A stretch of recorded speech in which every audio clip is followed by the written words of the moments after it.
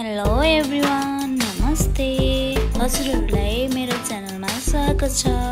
आज पनि मैले आलु चपको रेसिपी लिएर आएको छु। आउनुहोस् है त सुरु गरौँ। सुरुमा मैले 2वटा प्याजलाई लिएको छु। यसलाई राम्रोसँग चप गरेर हामी रेडी पार्नेछौँ। 2टा प्याज अनि मैले हरियो खुर्सानी पनि एड गरेको छु। हजुर पनि कतिको पिरो स्वाद अनुसारको खुर्सानी एड गर्न सक्नुहुन्छ। अनि मैले यसमा एउटा ग्राइन्डमा राखेको छु। यसमा मैले धनिया सहित मैले ग्राइन्ड गरेँ। हेर्नुहोस् त कति राम्रो देखिएको छ। अब हामी आलु रेडी पार्न सुरु गरौँ है त। यसमा चाहिने सरदमहरूबाट त्यसमा मैले सुरुमा जिराको धनिया, नुन अनि गरम मसला, बेसार स्वाद अनुसारको अनि आलुलाई राखेर थोरै यसमा तेल पनि एड गर्नुभयो। तेल एड गरेर राम्रोसँग मिक्स गर्नुभयो भने एकदमै राम्रो टेक्सचर बन्न जान्छ।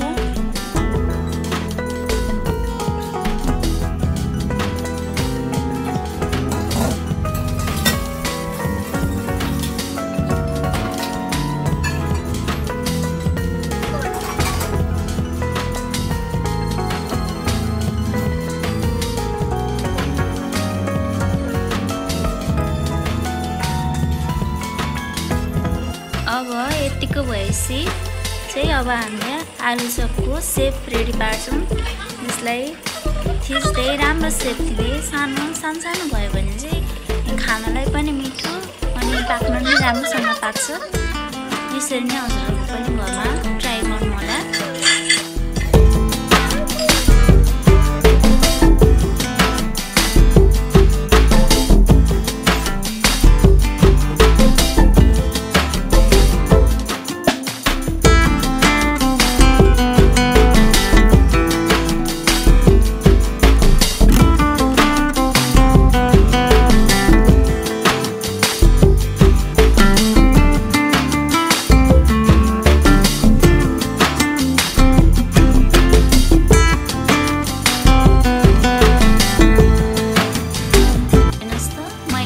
रेडी गरिसकेँ। हजुरहरू पनि यसरी रेडी गर्नु होला। आउनुहोस् अब यसलाई रेडी पारौँ।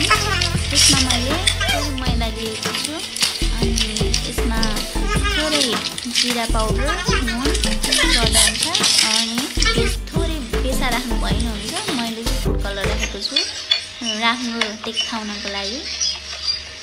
यसलाई राम्रोसँग मिक्स गर्नु होला। धेरै पातलो पनि नबनाउनुहोस्। बाक्लो भयो भने चाहिँ यसलाई राम्रो टेक्सचर नै हुन्छ। यतिको बनाउनु होला।